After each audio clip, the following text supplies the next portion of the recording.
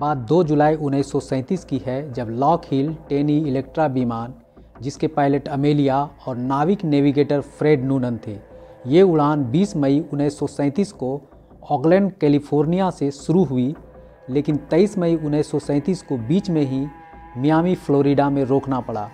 Amelia की ये उड़ान की यात्रा फिर से 1 जून 1937 को मियामी फ्लोरिडा से शुरू हुई, जो कई अलग अलग पड़ाव के साथ 46,000 किलोमीटर की इस उड़ान को पूरा करते हुए 4 जुलाई 1937 को पुनः ऑकलैंड कैलिफोर्निया में समाप्त होनी थी। लेकिन 2 जुलाई को न्यू गिनी में प्रशांत महासागर के हाउलैंड आइलैंड के क्षेत्र से अचानक लॉकहीड इलेक्ट्रा गायब हो जाता है, जिनका कहीं कुछ अता पता नहीं चलता है। आखिर 2 लोगों के साथ विमान गायब कहाँ हो सकता है, जिसके दुर्घटनाग्रस्त होने का कोई सबूत भी नहीं। आखिर विमान सहित अमेलिया को ज़मीन निगल गई या आसमान। दोस्तों नमस्कार, फैक्ट्स डायनेमिक चैनल के इस एपिसोड में आपका स्वागत है। चैनल पर नए हैं तो चैनल को सब्सक्राइब जरूर कर लें और प्लीज़ लाइक कमेंट करने में कंजूसी ना करें, क्योंकि लाइक कमेंट ही हमारी एनर्जी है। वीडियो पर वापस आते हैं। दोस्तों ये कहानी है जुनून और अपने लक्ष्य की पक्की, कुछ कर गुजरने की जज्बा लिए एक साहसी लेडी पायलट की। तब वो 21 वर्ष की रही होगी जब 1918 में कनाडा में एक एयर शो के दौरान एक स्टंट विमान ठीक उसकी ओर आ रहा था, लेकिन रास्ते से भागने के बजाय वह हिली नहीं, बल्कि विमान के सामने डटी रही, जैसे कि विमान उसे भली भांति पहचानता हो। ये अमेलिया का एकमात्र साहसी क्षण नहीं था। 24 जुलाई 1897 को यूएस के एडिसन कंसास में जन्मी अमेलिया ने 1917 में प्रथम विश्व युद्ध के दौरान यूरोपीय युद्ध क्षेत्र से लौट रहे घायल कनाडाई सैनिकों का इलाज करने का काम स्वेच्छापूर्वक किया। पास ही में विमान पायलट का अभ्यास क्षेत्र था, जहां उसे पहली बार प्लेन उड़ाने के प्रति अपने अंदर के जुनून का एहसास हुआ। 28 दिसंबर 1920 को अमेलिया ने 10 मिनट की उड़ान भरी, जिसमें विमान के पायलट फ्रैंक हॉक्स थे। इस 10 मिनट की उड़ान के लिए अमेलिया को $10 पे करना पड़ा था। हॉक्स के साथ इस उड़ान ने अमेलिया का जीवन हमेशा के लिए बदल दिया। अगले ही महीने अमेलिया ने नेता स्नूक के अंडर में पायलट की ट्रेनिंग के लिए भर्ती लिया। इस प्रशिक्षण के लिए कॉन्ट्रैक्ट तय हुआ, जिसमें 12 घंटे के $500 तय किए गए। अमेलिया को आकाश की ऊंचाइयों को छूना था, पर पैसे नहीं थे। लेकिन कहा जाता है ना, जब इरादे फौलादी हो तो रास्ते निकल ही आते हैं। अमेलिया ने ट्रेनिंग पूरा करने के लिए कई तरह के छोटे मोटे काम किए, जैसे स्थानीय टेलीफोन कंपनी में फोटोग्राफर, ट्रक ड्राइवर और स्टेनोग्राफर समेत कई अलग अलग काम करते हुए उड़ान का प्रशिक्षण जारी रखा। इस तरह से 1923 में जाकर अंतर्राष्ट्रीय पायलट का लाइसेंस हासिल किया। अब वो प्लेन उड़ाने वाली दुनिया की 16 महिलाओं में से एक हो गई थी। 1920 के दशक में एयरक्राफ्ट अभी भी नया ही था। 1931 में वे महिला पायलटों की संगठन 99s की पहली अध्यक्ष बनी। 1932 में अमेलिया ने न्यू फाउलैंड कनाडा से उड़ान भरी। 15 घंटे बाद वह उत्तरी आइलैंड में एक गाय के चारागाह में उतरी और अटलांटिक महासागर को अकेले पार करने वाली पहली महिला बनी। उसकी उड़ान यहीं नहीं थमी। 1935 में होनोलुलु हवाई से ऑकलैंड कैलिफोर्निया तक उड़ान भरने के बाद वह अटलांटिक और प्रशांत महासागर दोनों में अकेले उड़ान भरने वाली पहली व्यक्ति भी बनी। 1930 से 1935 तक उसने कई लंबी दूरी उड़ान के रिकॉर्ड बनाए, लेकिन अमेलिया को तो इससे भी कुछ बड़ा करना था। उसने लॉस एंजलिस एयरक्राफ्ट कम्युनिटी में अपने पर्सनल रिलेशंस के माध्यम से फ्रेड नूनन से मुलाकात की, जो कि पेशे से एक नाविक थे। उसे अपने विश्व उड़ान पर नेविगेटर के रूप में काम करने के लिए साथ लिया। फ्रेड नूनन, जो कि एक अमेरिकी उड़ान नाविक, बतौर समुद्री कप्तान और विमानन में भी अग्रणी थे, जिनके द्वारा पहली बार प्रशांत महासागर में कई कमर्शियल एयरलाइन मार्गों का चार्ट बनाया गया था।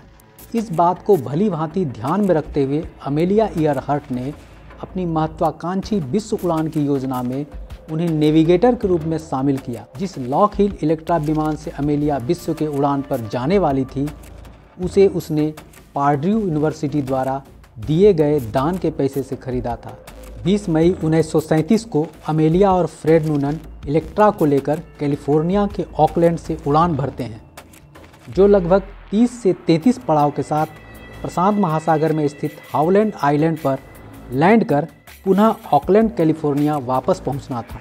लेकिन 23 मई को 2332 किलोमीटर की उड़ान पूरा कर चुके इलेक्ट्रा के साथ आगे के चरण के लिए उड़ान भर ही रहे थे कि अचानक से विमान का पंख जमीन से टकरा जाता है और अमेलिया को विमान का एक इंजन बंद करना पड़ जाता है, जिसके चलते विमान संभलते संभलते ज़मीन पर झुक गया और उसका लैंडिंग गियर भी टूट जाता है। हालांकि किसी को कोई चोट नहीं आई, लेकिन विमान में आई गड़बड़ी को ठीक करने के लिए इलेक्ट्रा को समुद्र के रास्ते लॉस एंजल्स भेजना पड़ा। मरम्मत के कुछ दिन बाद 1 जून को पुनः मियामी फ्लोरिडा से अमेलिया नूनन के साथ विश्व उड़ान को कूच करती है। इस तरह से वे कई देश और शहरों में पड़ाव करते हुए लगभग 40 दिन में 35,000 किलोमीटर की उड़ान भरते हुए 29 मई को लगभग अपनी मंजिल के करीब न्यू गिनी पहुंचती हैं। 3 दिन के विराम के बाद वे लोग 2 जुलाई 1937 को न्यू गिनी के लाई से हाउलैंड द्वीप के लिए उड़ान भरते हैं। दरअसल हाउलैंड द्वीप प्रशांत महासागर में स्थित 2000 मीटर ज़मीन का एक छोटा सा टुकड़ा है। 18 घंटे की लंबी उड़ान के बाद अमेलिया और फ्रेड नूनन हाउलैंड आइलैंड के आसपास पहुंचते हैं, लेकिन बादलों की वजह से या और फिर किसी कारण से वे लोग आइलैंड को नेविगेट नहीं कर पाते हैं और लगातार आइलैंड को ढूंढते रहते हैं। इतने बड़े प्रशांत महासागर में छोटा सा ज़मीन का टुकड़ा, वो भी रात में नेविगेट करना, तब जब आकाश में बादल भी छाए हों, इतना आसान नहीं रहा होगा। नूनन भी द्वीप को नेविगेट करने में अपने आप को असमर्थ पा रहे थे। ऐसे में अमेलिया का पहला रेडियो कॉल आता है रात 2:45 पर, जिसमें ख़राब मौसम और बादल छाए रहने की बात कही जाती है। फिर सुबह 5 बजे अमेलिया द्वारा फिर से संपर्क करने की कोशिश की जाती है। सुबह 6:14 पर तीसरा संदेश, जिसमें कहा गया कि विमान 320 किलोमीटर के भीतर है और अनुरोध किया गया कि विमान को दिशा प्रदान करे और अपने दिशा खोजक का उपयोग करे। यहाँ तक कि अमेलिया ने लगातार माइक्रोफोन में सीटी बजाना शुरू कर दिया। इसी पॉइंट पर इटास्का के रेडियो ऑपरेटर को एहसास हुआ कि उनका आरडीएफ सिस्टम विमान की 3105 किलोहर्ट्ज़ को ट्यून नहीं कर सक रहा है। फिर सुबह 6:45 पर रेडियो संदेश आता है, हमारा गैस खत्म होने में आधा घंटा बचा है।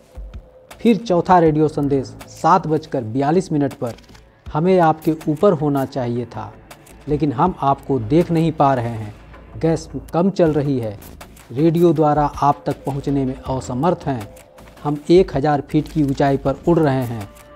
इसके बाद फिर सुबह 7:58 पर पांचवा संदेश, वह इटास्का नहीं सुन सकती।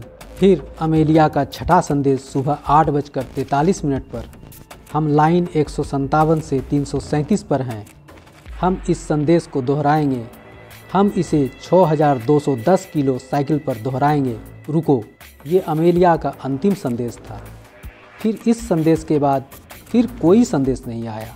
अमेलिया, फ्रेड नूनन और इलेक्ट्रा के साथ क्या हुआ, आज तक किसी को कुछ पता नहीं चला। सिर्फ साल दर साल इस घटना को लेकर अलग अलग थ्योरीज आती रही। कुछ अटकलों के मुताबिक हाउलैंड द्वीप की खोज करते समय अमेलिया और नूनन के विमान का ईंधन खत्म हो गया होगा और वो समुद्र में गिर गए होंगे, उनकी मृत्यु हो गई होगी। एक दूसरे सिद्धांत के मुताबिक अमेलिया और नूनन प्रशांत महासागर क्षेत्र में जापानियों की जासूसी करते हुए पकड़े गए और उनकी हत्या कर दी गई। इस बात को लेकर दर्जनों सिद्धांत, दावे और अटकलें लगाई जाती रहीं, लेकिन सारे दावे और अटकलें निराधार साबित होती चली गई। आज तक कभी भी कोई पुख्ता सबूत हाथ नहीं लग सका जिससे घटना की प्रामाणिकता पता चल सके। क्या कभी अमेलिया, फ्रेड नूनन और इलेक्ट्रा के रहस्य से पर्दा उठ सकेगा? आपको क्या लगता है, अमेलिया ईयरहर्ट के साथ क्या हुआ होगा? कमेंट कर ज़रूर बताएं। दोस्तों, आज का एपिसोड आपको कैसा लगा? उम्मीद है अच्छा लगा होगा। तो देर क्यों, जल्दी से लाइक कर दें और अपने दोस्तों को शेयर भी कर दें। एक बात और दोस्तों, प्लीज़ चैनल को सब्सक्राइब कर ऑल पर सेलेक्ट कर लें ताकि नेक्स्ट वीडियो की नोटिफिकेशन आपको मिलती रहे। आज के लिए बस इतना ही। मिलते हैं नेक्स्ट एपिसोड में एक नई इन्फॉर्मेटिव वीडियो के साथ। नमस्कार।